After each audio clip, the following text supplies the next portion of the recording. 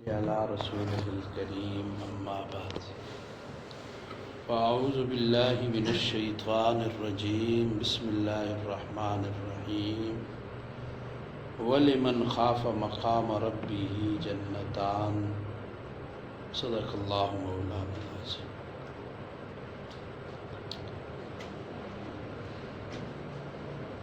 گناہوں کی بیماری اور اس کا علاج شروع، اور گناہ کی لذت ایک دھوکہ ہے۔ گناہ کا علاج خوف خدا ہے۔ خوف خدا گناہوں کے لیے علاج ہے، اور اسی پر آپ پچھلی چند مجالس کے اندر سنتے رہے۔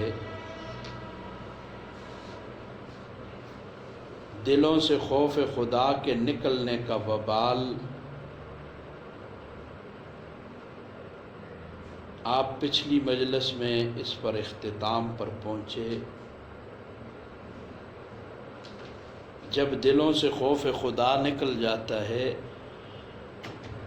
تو پھر بدامنی ہو جاتی ہے، معاشرے میں بے چینی اور بگاڑ آ جاتا ہے۔ بہرحال یہ خوف ایسی چیز ہے کہ اس پر سارے عالم کا نظام قائم ہے۔ اگر یہ خوف نہ ہو تو بدامنی، بے چینی اور لا قانونیت کا دور دورہ ہوگا۔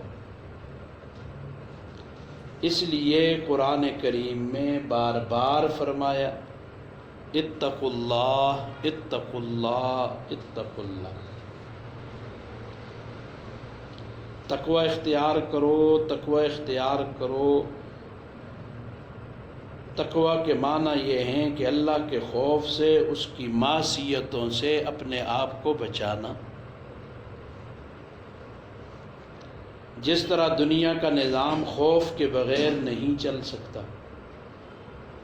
اسی طرح دین کا مدار بھی اللہ کے خوف پر ہے۔ خدا نہ کرے اگر یہ خوف دل سے مٹ جائے یا اس میں کمی آ جائے تو پھر گناہوں کا دور دورہ ہو جائے، جیسا کہ آج ہم اپنی آنکھوں سے دیکھ رہے ہیں۔ قوم کی رہنمائی اس انداز سے کر دی گئی کہ ان کے دلوں سے خوف خدا نکل گیا، ہوس زر دلوں میں بٹھا دیا۔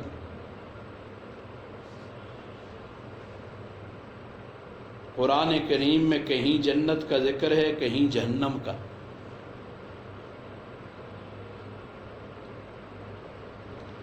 اور اس کے عذاب کا ذکر ہے، اسی کا نام ترغیب اور ترہیب ہوتا ہے۔ آقا دو عالم صلی اللہ علیہ وسلم کی ساری احادیث مبارکہ اٹھا کے دیکھو، آپ نے ترغیب بھی دی، ڈرایا بھی۔ آپ کے صفاتی ناموں میں ایک نام بشیر ہے تو دوسرا ساتھ نذیر بھی تو ہے۔ ہم بشیر والے کو بہت پسند کر لیتے ہیں، نذیر کو ہم پسند نہیں کرتے۔ کسی بھی چیز میں اعتدال سے جب آدمی نکل جائے تو وہ نقصان کا باعث ہے۔ امید ہی امید دلا دو، جنتی ہو سارے جنتا میں ہو، جو مرضی ہے کرو، نقصان ہے۔ اتنا خوف دلا دو کہ بالکل امید ختم ہو جائے، یہ بھی نقصان ہے۔ شوگر کا بڑھ جانا بھی نقصان ہے تو کم ہو جانا بھی، عام لفظوں میں یوں سمجھ لو۔ بلڈ پریشر زیادہ ہو تب نقصان ہے، کم ہو جائے۔ یہ دنیا میں ہم ان ساری چیزوں کو مانتے ہیں، لیکن دین کی جب بات آتی ہے ہماری منطقیں بدل جاتی ہیں، ہماری باتیں بدل جاتی ہیں۔ کہیں اللہ تعالیٰ کی عظمت اور اس کی قدرت کا ذکر ہے تاکہ ہر مسلمان ان باتوں کو بار بار سوچے اور ان کا دھیان کرے اور ان کے ذریعے اپنے دل میں خوف پیدا کرے کہ اس رب کے سامنے مجھے جا کے جواب دہ ہونا۔ پولیس کا خوف، قانون کا خوف، یا سزا کا خوف، یا جیل کا خوف ایسی چیز ہے جو صرف دوسروں کے سامنے جرائم کرنے سے باز رکھ سکتی ہے۔ ہم باہر سر عام نہیں کریں گے، پولیس پکڑ نہ لے، قانون کے خلاف نہ ہو، لیکن تنہائی میں تو ہم کریں گے۔ جب خوف خدا کا دل میں اتر جاتا ہے تو پھر جنگل کی تنہائی میں بھی اور رات کی تاریکی میں بھی خوف خدا انسان کو گناہ کرنے سے روک دیتا ہے، جب کہ کوئی اور دیکھنے والا بھی موجود نہیں ہے پھر بھی اس کو گناہ سے رکاوٹ ہو جائے گی۔ فرض کیجئے رات اندھیری ہے، جنگل کی تنہائی ہے اور کوئی دیکھنے والا موجود نہیں ہے، اس وقت اگر کوئی مومن گناہ سے بچ رہا ہے تو اللہ کے خوف کے علاوہ کوئی چیز نہیں جو اس کو گناہ سے روک رہی ہے۔ اللہ کا خوف اس کو گناہ سے باز رکھے ہوئے۔ اس خوف خدا کا تجربہ کر کے دیکھ لیں کہ اس دور میں بھی آدمی کتنا ہی فاسق، فاجر اور گناہگار ہو اور رمضان کے مہینے میں روزہ رکھ لے۔ اب شدید گرمی پڑ رہی ہے، سخت پیاس لگی ہوئی ہے، زبان باہر کو آ رہی ہے، کمرہ بند ہے اور کمرے میں اکیلا ہے، کوئی دوسرا شخص پاس موجود نہیں اور کمرے میں فریج موجود ہے اور فریج میں ٹھنڈا پانی بھی رکھا ہوا ہے۔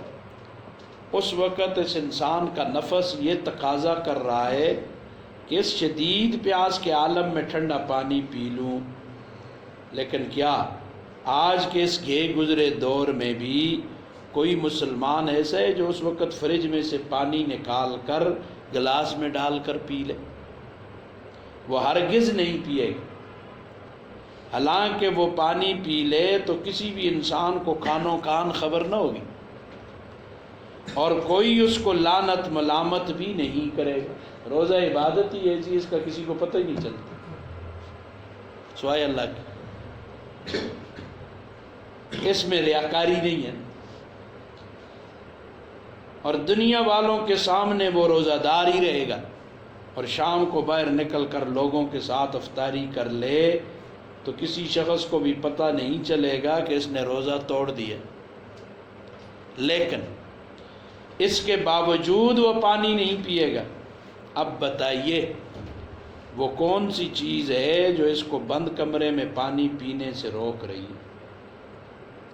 اللہ کے خوف کے علاوہ اور کوئی چیز نہیں جو اس کو روک رہی ہے۔ چونکہ ہمارا روزہ رکھنے کی عادت پڑ گئی ہے، اس لیے اس عادت کے نتیجے میں وہ خوف کارآمد ہو گیا۔ اب شریعت کا مطالبہ یہ ہے کہ جس طرح روزے کی حالت میں بند کمرے میں اللہ کا خوف تمہیں پانی پینے سے روک رہا تھا، بالکل اسی طرح اگر نگاہ کا شدید تقاضا ہو رہا ہو، وہ غلط جگہ پڑ جائے تو اس شدید تقاضے کو بھی اللہ کے خوف سے دبا کر اس نگاہ کو روک لو۔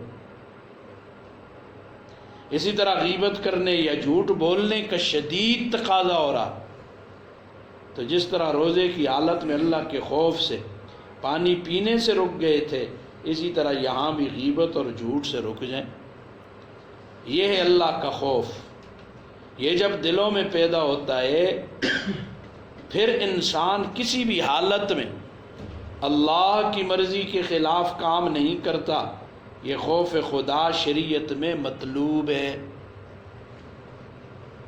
کیا ہے؟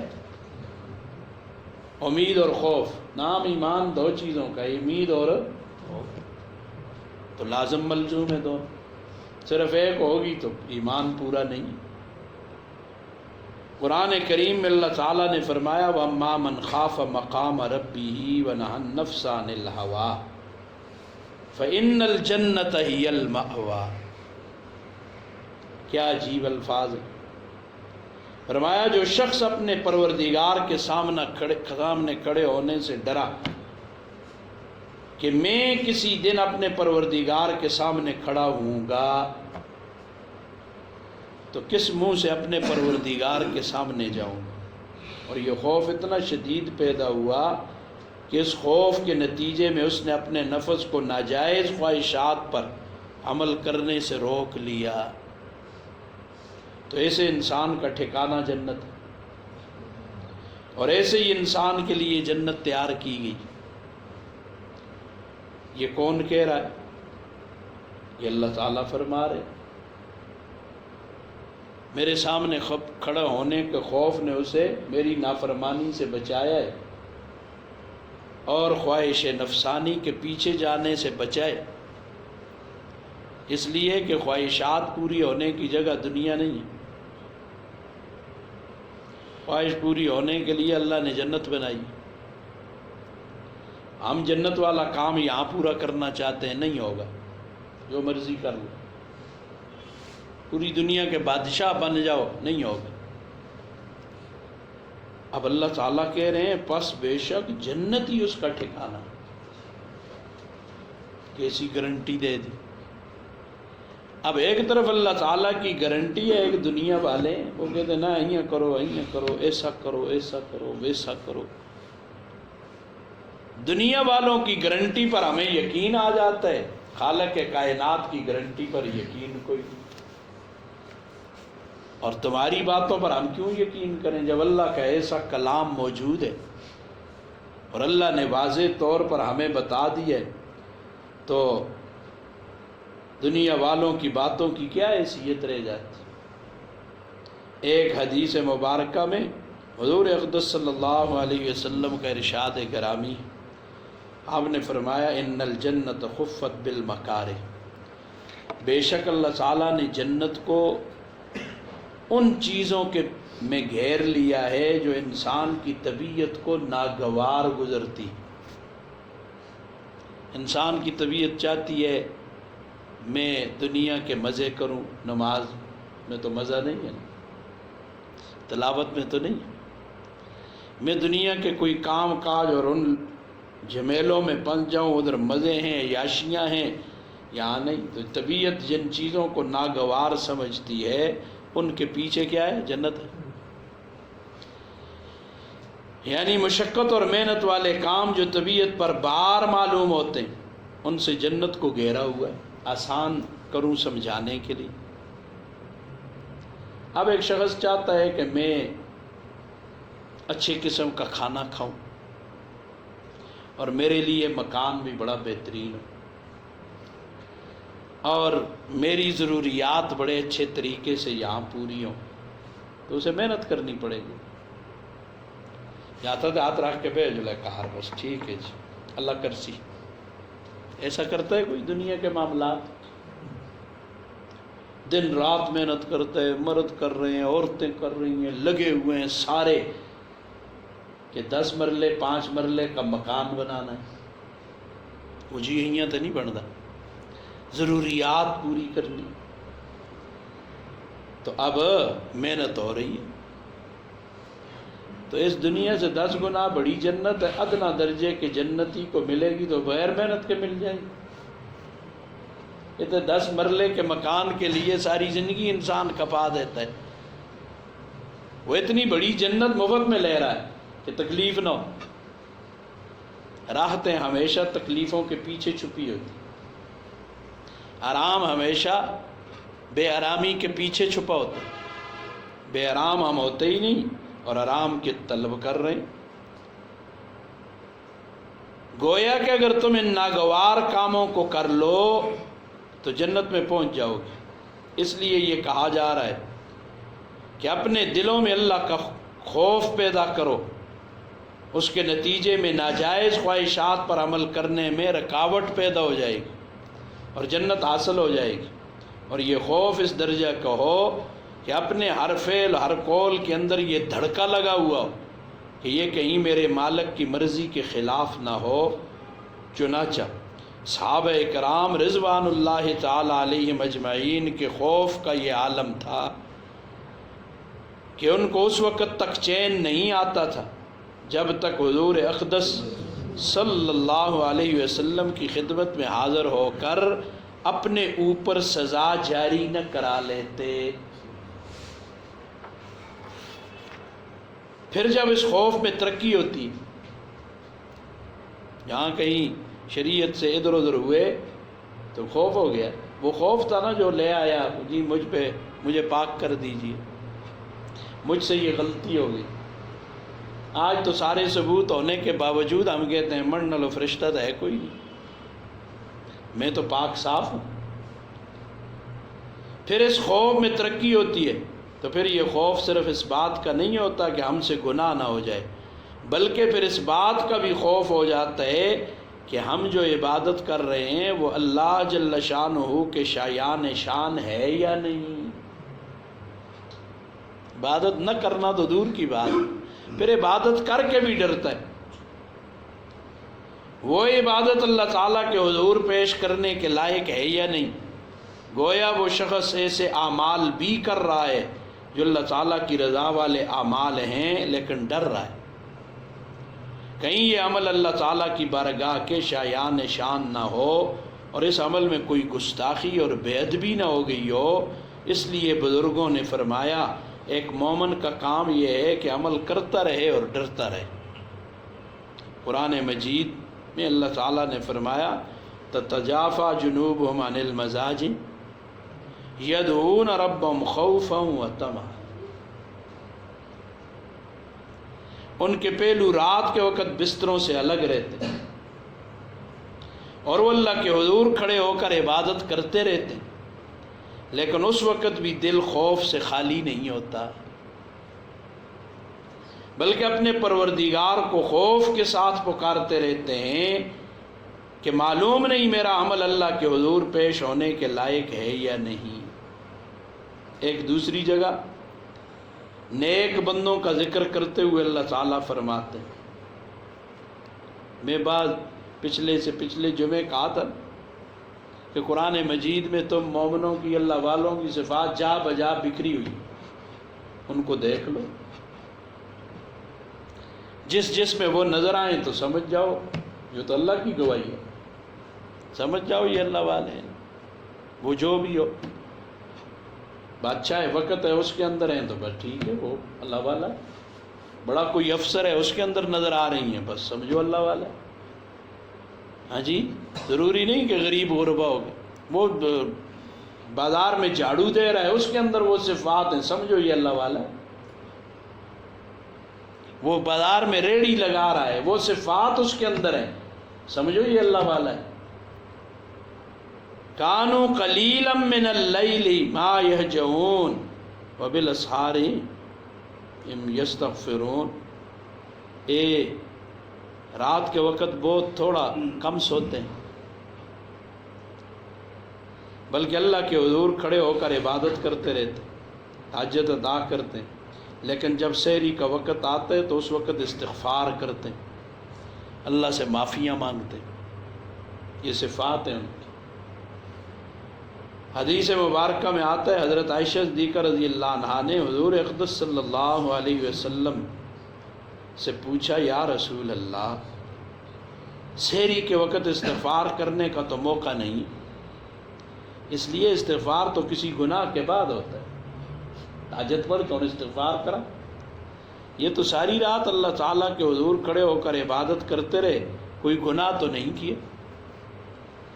جواب میں حضور اقدس صلی اللہ علیہ وسلم نے فرمایا کہ وہ لوگ اپنی عبادت سے استغفار کرتے ہیں کہ جیسی عبادت کرنی چاہیے تھی ویسی عبادت ہم نہیں کر سکے، عبادت کا جیسے حق ادا کرنا چاہیے تھا ویسا حق ہم سے ادا نہ ہو سکا، ما عبدناک حق عبادتک، ہم تیری عبادت کا حق نہ ادا کر سکے۔ بہرحال اللہ کے نیک بندوں کو صرف گناہ کا خوف نہیں ہوتا بلکہ عبادت کے غلط ہونے کا بھی خوف ہو جاتا ہے، کہیں یہ عبادت اللہ تعالیٰ کی ناراضگی کا سبب نہ بن جائے۔ خوف کے بارے میں اصول یہ ہے کہ جس شخص کو اللہ تعالیٰ کی جتنی معرفت زیادہ ہوگی اتنا ہی اس کو اللہ تعالیٰ کا خوف زیادہ ہوگا، اللہ کی پہچان زیادہ، خوف زیادہ۔ اور جتنا نادان ہوگا اتنا ہی خوف کم ہوگا.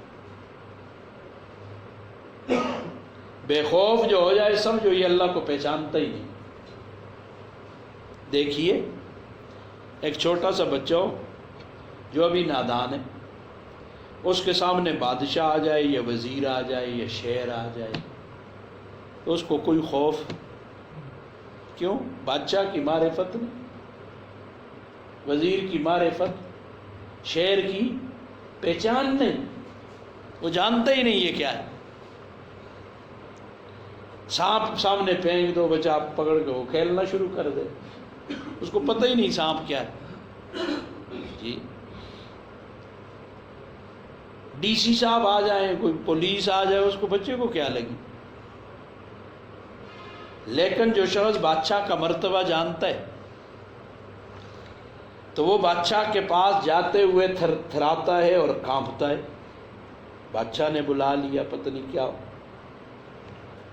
حضرات صحابہ اکرام رضوان اللہ تعالی علیہم اجمعین کی معرفت انبیاء علیہم الصلوات والسلام کے بعد سب سے زیادہ تھی. اس لیے ان کے اندر اللہ کا خوف بھی زیادہ تھا، ان کے اندر اللہ کا خوف زیادہ تھا. اب چھوٹے سے بچے کو آپ جتنا مرضی ڈرا رہے ہیں نا، اسے تو کوئی خوف نہیں ہے. معرفت نہیں، خوف نہیں.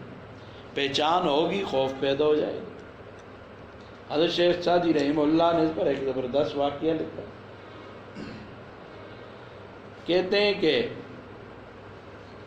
مرغ اور باز میں، شاہین میں مناظرہ ہو گیا. باز شاہین نے مرغ کو لان تان کیا، ہو فلانیا، ہو بغیرتا، ہو تو کمینے، تو اپنے مالکوں کا بڑا کمینہ ہے، ان کی قدر اور مقام نہیں جانتا. تو یہ انڈے سے تجھے مرغی کے نیچے رکھ کے نکالتے ہیں، پھر پالتے پوستے ہیں، پھر بڑا کرتے ہیں، پھر تو جب یہ تجھے اپنی طرف تیری طرف آتے ہیں تو آگے سے بھاگ جاتا ہے. یہ بلاتے ہیں تو ان کی طرف آتا نہیں. بڑا بے وفا ہے، بڑا ایسا ہے، ڈبل پیسہ ہے. مرغا سنتا رہا، بہت اچھا. تو جب یہ چپ ہوا، کہا تیری باتیں ختم، کہا بہت، اور ادھر مجھے نہیں دیکھتے ہو. باز نے کہا، شاہین نے کہا، مجھے نہیں دیکھتے ہو کہ مجھے یہ جنگل سے چھوٹا سا پکڑ کے لاتے ہیں، نہ انہوں نے مجھے کہیں انڈا لا کر اسے پیدا کیا ہوتا ہے، نہ کچھ، میں ذرا بڑا ہوتا ہوں، لاتے ہیں، پھر میرے ساتھ اچھائی کرتے ہیں، پھر مجھے سکھاتے ہیں، پھر میں ان کے یہ بلاتے ہیں، میں آ جاتا ہوں، یہ کہتے ہیں جا، تو میں جاتا ہوں، شکار پکڑتا ہوں، یہ کرتا ہوں. اپنی تعریفیں خوب کی اور مرغے کو خوب لتاڑا. مرغ نے کہا، اچھا حضرت آپ کے علامہ صاحب باتیں ختم ہو گئی. ہاں جی. آپ میری بھی ایک سن لیں کہ آج تک شیخوں پہ جو ٹانکے ہوتے ہیں نا، وہ مرغے ہوتے ہیں. کسی نے آج تک شاہین کو شیخ پر، یہ سجیاں جو بنتی ہیں تو کس کی ہوتی ہیں؟ یہ سجیاں تو کھبیاں تو روسٹ کون ہونے تو تیاں گلا کر دیں جی. تجھے آج تک شیخہ تک ایسا ٹنگیا نہیں، تجھے پہچان نہیں نا، معرفت نہیں. مجھے پتہ ہے نا، یہ پکڑ سے نہ تو دانے کھوال دیں، پھر پکڑ کے پھر کوس سن، پھر کم لاڑ سن، پھر شیخہ تو ٹنگ سن. سمجھ آئی؟ تو خوف معرفت سے ہوتا ہے. جتنی پہچان ہوگی اتنا اللہ کا خوف ہوگا. آؤ اور دلیل سنو. حضرت حنظلہ رضی اللہ عنہ ایک مرتبہ پریشان اور ڈرتے ہوئے، کانپتے ہوئے حضور اقدس صلی اللہ علیہ وسلم کی خدمت میں حاضر ہوئے اور عرض کیا، یا رسول اللہ، نافق حنظلہ، حنظلہ منافق ہو گئے.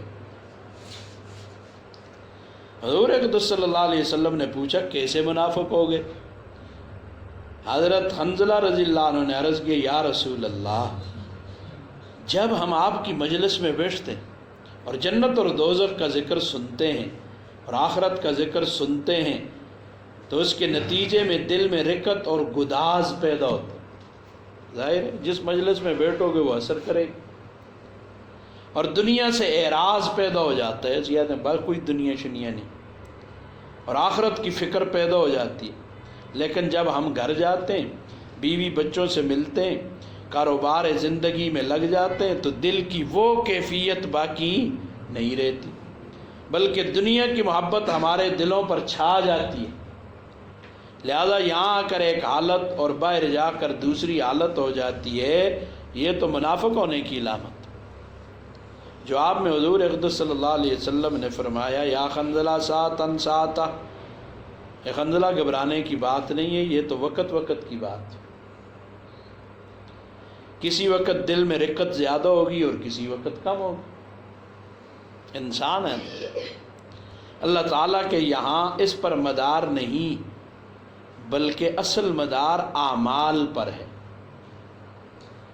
کہ انسان کا کوئی عمل شریعت کے خلاف نہ ہو، مدار اس پر ہے۔ رقت ہے یا نہیں، یہ چیزیں نہیں، شریعت کے خلاف کوئی کام نہ کرے، سمجھ آئی؟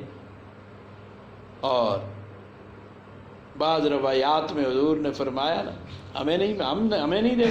ایک وقت جبرائیل امین کے ساتھ ہم بیٹھے ہوتے ہیں، اور کسی مقرب کو بھی قریب آنے کی اجازت، اور کسی وقت میں عائشہ و حفصہ اور دوسری ازواج مطہرات کے ساتھ ہوتا، وقت وقت کی بات۔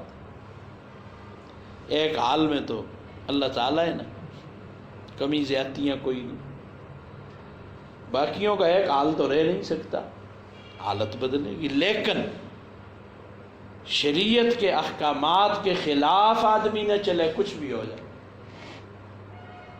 نقصان ہوتا ہے، نقصان ہو جائے، شریعت سے ادھر ادھر نہیں ہو۔ حضرت فاروق اعظم رضی اللہ عنہ اپنے کانوں سے حضور اقدس صلی اللہ علیہ وسلم کا یہ ارشاد سن چکے، عمر فی الجنہ، عمر کہاں ہے؟ جنت میں، عمر جنتی ہے، یہ حضور نے فرمایا۔ بہت ساری روایات ہیں حضرت عمر رضی اللہ عنہ کی شان میں، اور یہ واقعہ بھی سن چکے کہ حضور اقدس صلی اللہ علیہ وسلم نے فرمایا جب میں معراج پر گیا، بہت قابل غور بات، اور وہاں جنت کی سیر کی، تو جنت میں نے ایک بہت شاندار محل دیکھا، اور اس محل کے کنارے ایک خاتون بیٹی وضو کر رہی تھی۔ میں نے پوچھا یہ محل کس کا ہے؟ مجھے بتایا گیا یہ محل عمر کا ہے۔ وہ محل اتنا شاندار تھا کہ میرا دل چاہا کہ اندر جا کر اس محل کو دیکھوں، لیکن اے عمر مجھے تیری غیرت یاد آ گئی کہ تم بہت غیور انسان، اس لیے میں اس محل کے اندر داخل نہیں ہوا اور واپس آ گیا۔ جب حضور اقدس صلی اللہ علیہ وسلم نے حضرت عمر فاروق رضی اللہ عنہ کو یہ واقعہ سنایا، انہوں نے جب یہ سنا تو وہ رو پڑے اور عرض کیا او علیک یا رسول اللہ اغار، کیا میں آپ پر غیرت کروں گا کہ آپ میرے محل میں کیوں گئے؟ دیکھیے حضرت فاروق اعظم رضی اللہ عنہ حضور اقدس صلی اللہ علیہ وسلم کی زبان سے اپنے لیے جنت کی بشارت سن چکے، اور جنت میں اپنے محل کے بارے میں سن چکے، اس کے باوجود آپ کا یہ حال تھا کہ حضور اقدس صلی اللہ علیہ وسلم کی وفات کے بعد آپ حضرت حذیفہ ابن یمان رضی اللہ عنہ کی خدمت میں تشریف لائے، جن کو حضور اقدس صلی اللہ علیہ وسلم نے منافقین کی فہرست بتا دی تھی کہ مدینے میں فلاں فلاں شخص منافق ہے۔ آپ ان سے پوچھ رہے ہیں حذیفہ خدا کے لیے مجھے یہ بتا دو کہیں اس فہرست میں میرا نام تو نہیں؟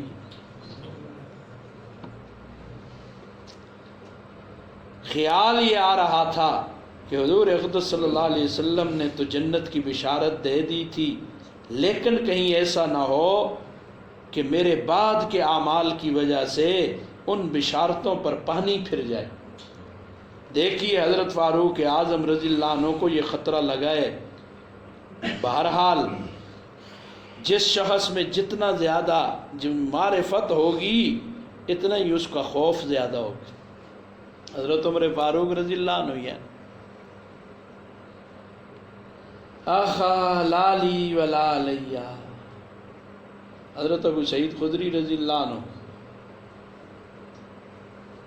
سے کہنے لگے نا ایک دفعہ کہ جی یار حضور کے ساتھ تو ہمارا وقت گزر گیا، حضور کے بعد اب یہ ہے کہ میں یہ کہتا ہوں کل اللہ کے دربار میں جاؤں تو لا لی ولا علیہ، درجے تو درجے والوں کو ملیں گے، یا اللہ میری پکڑ نہ کر لے، معاملہ برابر سرابر ہو جائے، جان چھوٹ جائے۔ بہرحال وہ لمبی ایک روایت ہے جس میں حضرت ابو سعید رضی اللہ عنہ نے پھر آگے بہت ساری باتیں ہوئی۔ تو یہاں کہنے کا مقصد یہ ہے سب کچھ کرنے کے باوجود، زبان نبوت سے گارنٹیاں لینے کے باوجود خوف کا یہ عالم، اس لیے کہ اللہ کی معرفت ہے۔ اللہ اکبر۔ یہ خوف جب تک دل میں کسی نہ کسی درجے میں حاصل نہ ہو، یاد رکھیے اس وقت تک تقوی حاصل نہیں ہو سکتا۔ اس خوف کو پیدا کرنے کا طریقہ یہ ہے کہ 24 گھنٹوں میں سے کچھ وقت فجر کے بعد یا رات کے سوتے وقت مقرر کر دیا جائے، پھر اس وقت اس بات کا تصور کرے میں مر رہا ہوں۔ کیا کرے؟ مر رہا ہوں، بستر مرگ پر لیٹا ہوا ہوں۔ یہی مراقبے ہوتے ہیں، یہ موت کا مراقبہ ہے۔ آپ تو اس میں ذات کا مراقبہ کرتے ہیں، یہ موت کا مراقبہ ہے۔ اعزا و اقربا جمع ہے، سارے آئے دن میری روح نکل رہی، اس کے بعد مجھے کفن پہنانے کے بعد دفن کیا جا رہا ہے، پھر فرشتے سوال و جواب کے لیے آ رہے ہیں۔ گال تو نہیں ہے نا، مینا بھی نہیں، مرسا نا یا نہ مر دیں، مریں گے۔ اللہ تعالیٰ کی بارگاہ میں پیش ہوں گا، ان سب باتوں کا دھیان کر کے سوچے۔ جب روزانہ انسان یہ باتیں سوچے گا تو انشاءاللہ دل سے رفتہ رفتہ غفلت کے پردے اٹھنا شروع ہو جائے۔ ہم پر غفلت اس لیے چھائی ہوئی ہے کہ ہم اور آپ موت سے غافل ہیں، اپنے ہاتھوں سے اپنے پیاروں کو مٹی دے کر آ جاتے ہیں، اپنے کندھوں پر جنازے اٹھاتے ہیں، اپنی آنکھوں سے دیکھتے ہیں فلاں آدمی بیٹے بیٹے دنیا سے رخصت ہو گیا۔ کل ایک نوجوان آیا مجھے کہتا ہو جی وہ فلانا ایک آدمی تھا تو بچی کی شادی تھی تو اپنا بیٹا بھیجا سب کو دعوت دے اور پھر خود گیا، پتہ نہیں بچے نے کس طرح کہا ہو، ہر رشتہ دار کے گھر گیا، واپس آیا، مغرب کو گھر پہنچا تو بچی سے کہا پانی دو، پانی لیا، بیٹھا، میرے سر میں ذرا درد ہے، سر دباؤ، تو بس سر دبایا تو ایسے پیچھے ہوا، لیٹا تو بس یک دم گھر والوں سے کہا اچھا حلال کلمہ پڑھو، اللہ کلمہ پڑھو، سارا کلمہ پڑھا تو بس چلا، سارا کوئی تکلیف نہیں، تکلیف کے ساتھ موت نہیں۔ کل اللہ مغفرت فرمائے نوجوان عالم دین و حادثے میں شہید ہو گئے۔ اب وہ تو سبق پڑھانے آ رہے تھے، مقصد دیکھو کتنے نیک کام کے لیے آ رہے ہیں۔ ظاہر ہے صبح نماز پڑھائی ہوگی، پھر اپنے معمولات کیے ہوں گے، پھر اس کے بعد ایک نیک مقصد دین کی اشاعت کے لیے میں جاؤں گا، طلباء کو پڑھاؤں گا، تو راستے میں حادثے کا شکار ہو گئے، بیمار ہوئے، ادھر سے ہارٹ اٹیک ہوئے، کینسر ہوئی ہے، کیا ہوا؟ کچھ بھی تو نہیں ہوا، جوان آدمی۔ یہ ہم نے کہاں سے سوچ لیا کینسر ہوگی تو تب مریں گے، ہارٹ اٹیک ہوگا تو تب مریں گے، بیمہ گردے فیل ہوں گے تو تب مریں گے، سب کچھ ٹھیک ہوتے ہوئے بھی مریں گے۔ وقت مقرر ہے، اس سے آگے پیچھے نہیں ہو سکتی۔ موت سے غفلت اللہ سے دوری کا ذریعہ اور سبب بن جاتے. آج ہمیں اس چیز سے دور کیا جا رہا ہے. موت کا نام لیتے ہوئے، جی بڑوں کی مجلسوں میں تو موت کا نام لو تو یہ تو بڑوں کے ہاں جی بڑائی والی درباروں اور ان کے جگہوں کے خلاف ہو جاتا ہے. دفتر میں موجودہ نہ کے اندر جب ایسا ہو جاتا ہے جیسے بہادر شاہ ظفر کی پارلیمنٹ میں کہوں نا، اسمبلی میں جب اللہ والے نے آ کر سنایا تھا نا سورہ حدید کا دوسرا رکوع، جس میں دنیا کی بے ثباتی کا تذکرہ ہے، آخرت کا تذکرہ ہے. او نہیں جی یہ بادشاہوں کی مجلسوں کے خلاف ہے. تو جو موت کا تذکرہ نہیں سننا چاہتے تو پھر ان کے جوان بیٹوں کے سر کاٹ کر تشتوں میں اور مجمع اور ٹرے میں رکھ کر ناشتے میں پیش کیے جاتے ہیں. موت کو سامنے رکھو، ہر وقت موت سامنے رہے، کسی بھی وقت بلاوا آ سکتا ہے. تیار رہیں ایسی پوزیشن میں. اللہ مجھے بھی توفیق دے، اللہ آپ کو بھی توفیق دے. ہم زندگی کس طمع پر کر رہے ہیں یہ سارا کچھ؟ کس بھروسے پر کہ مہلت ملے گی، پھر ہم کسی سے جا کے معافی مانگیں گے.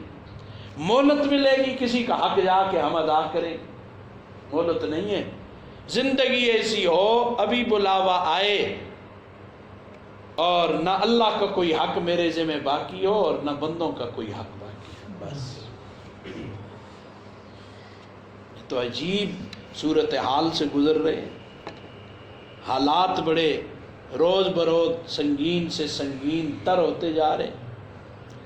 مشکل حالات میں اس جمعہ تو شاید نہ، آئندہ جمعہ ایک حدیث مبارکہ آپ کو سناؤں گا. 12 ربیع الاول ہے. تو ایسے حالات میں ہمیں کوشش کرنی چاہیے دین، اپنی بھی حفاظت، اپنی اولاد آل متعلقین کی حفاظت. نوبت یہاں تک پہنچائی، ایک فکر کی بات دے کر بات آگے ختم کرتا ہوں. اللہ اکبر.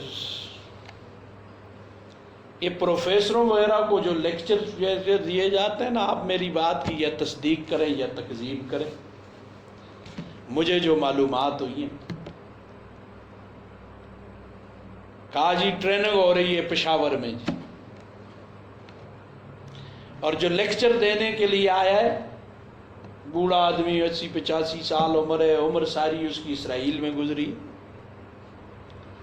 اور لیکچر دینا شروع کرتا ہے کہ وہ آج تک کس یہودی نے. حضرت ذرا سمجھو،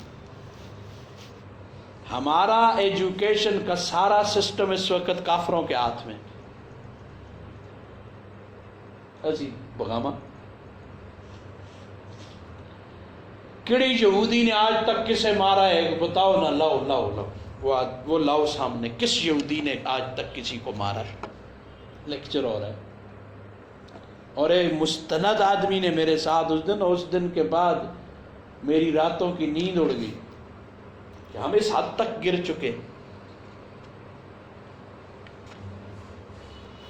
آنے والی نسل کے ساتھ کیا ہونے جا رہا ہے ہمیں کوئی پتہ نہیں، اور ہمیں اس کا ادراک نہیں کہ ہمارے بچوں کو یہودی بنایا جا رہا ہے. یہ تو اوپر لیول کا ہے نا. تو انہوں نے کہا نیچے تو اوپر تو چلو پھر علماء ہوتے ہیں نا، پروفیسروں میں علماء بھی ہیں، یہ بھی ہیں. وہ کہتے ہیں جب اس نے یہ لیکچر دیا اس نے کہا مجھے نہیں دیکھتے ہو، میں پلا بڑا پڑا یہودیوں کے اندر، انہوں نے مجھے اپنے بچوں کی طرح پالا، انہوں نے یہ کیا وہ کیا. تمہارے پاس کیا سورسز ہیں؟ سورسز دلیل یعنی ذرائع، تم انہیں یوں کہتے ہو. تو کہا 2 علماء بیٹھے ہوئے تھے، اللہ انہیں جزائے خیر دے، پروفیسر تھے. انہوں نے آپس میں مشورہ کیا یار یہ تو بکواس کر رہا ہے، تو اب اس کا کیا کریں؟ کہا ایمان سے آگے تو کچھ بھی نہیں ہے، لہذا اس سے سوال کرتے ہیں. ہم اجازت لے کر کھڑے ہوئے. اجازت ہے جی؟ کہا جی بالکل. کہا آپ نے کہا تمہارے پاس کیا ذرائع ہیں، سورسز ہیں کہ تم یہودیوں کو یوں کہتے ہو؟ تو انہوں نے کہا ہمارے پاس سب سے بڑا ذریعہ ہے جس پر ہمارا ایمان، اور یہاں موجود تمام سٹاف جتنے پروفیسر ہیں ان کا بھی ایمان ہے، اور وہ ہے اللہ کا قرآن۔ سب نے کہا بالکل۔ کہا جی اس سے بڑا ذریعہ اور کیا مانگتے ہیں؟ اس میں اللہ تعالیٰ نے فرمایا لَتَجِدَنَّ أَشَدَّ النَّاسِ،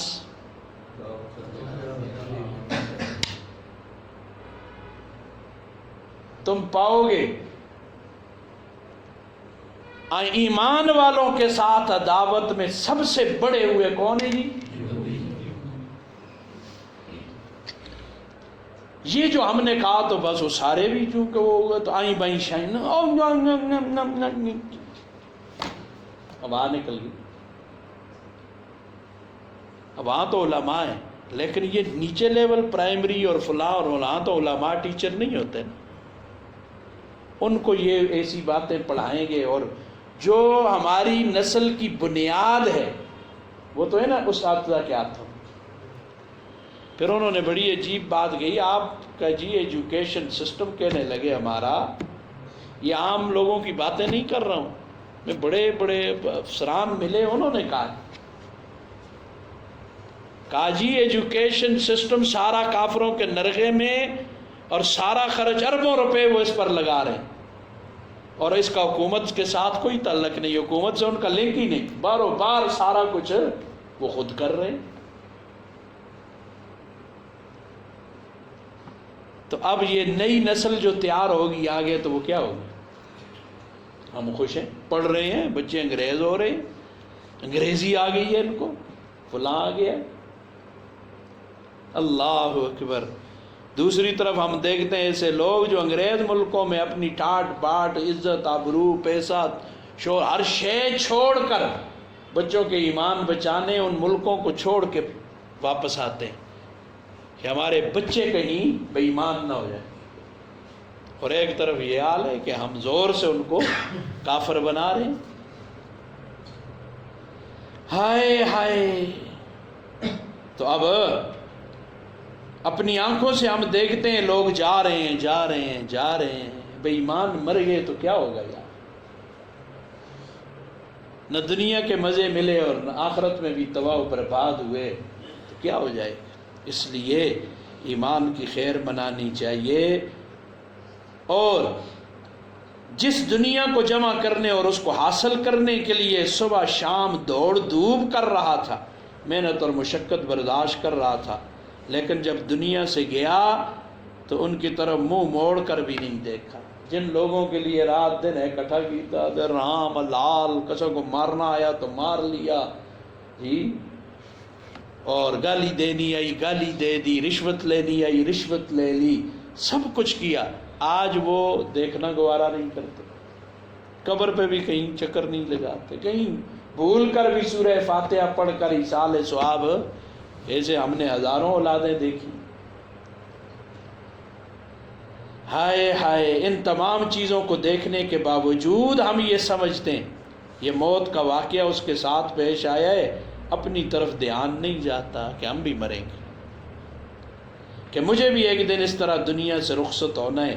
اسی لیے حضور اقدس صلی اللہ علیہ وسلم نے ارشاد فرمایا اکثروا ذکر حازم اللذات الموت، اے لذتوں کو ختم کرنے والی چیز موت کا کثرت سے تذکرہ کیا کر۔ ہائے یعنی موت، اس کو بلاؤ نہیں بلکہ اس کو کثرت سے یاد کرو۔ بہرحال روزانہ صبح شام، صبح یا شام ایک وقت ان چیزوں کا تھوڑا سا مراقبہ کر لے تو اس سے مطلوبہ خوف کا کچھ نہ کچھ حصہ ضرور پیدا ہو جائے گا۔ تھوڑا سا مراقبہ اس کا بھی ساتھ کر لیا جائے، ذکر کا کرتے ہوں گے ہاں جی، اور اس میں ذات کا ذکر کا مراقبہ کرتے ہیں ساتھ تھوڑا سا یہ کر لیا تو انشاءاللہ امید ہے اس سے۔ اور ہر نماز کے بعد ویسے بھی پڑھتے ہیں اللہم بارک لی فی الموت و فی ما بعد الموت، 5 مرتبہ ہر نماز کے بعد پڑھنا چاہیے۔ اللہم بارک لی فی الموت و فی ما، موت یاد رہے گی، تو بہت سارے کاموں سے کیا کر لے گی؟ بچا لے گی. اس سے روحانیت پیدا ہوتی ہے. روح انسان کے اندر ہو تو ادھر سپ آئے تو میں بچوں گا اس سے. جب روحانیت مردہ ہو جاتی ہے تو پھر کسی چیز سے وہ اپنے آپ کو نہیں بچا سکتا. تو اسی طرح پھر گناہوں سے بھی اپنے آپ کو، جس شخص کی روحانی روح اندر ہے، ہم زندہ ہیں تو نقصان کی چیز سے بچنے کی کوشش کرتے ہیں، اور روح اندر سے نکل جائے تو مردہ پیا رہتا، جو مرضی ہو جائے.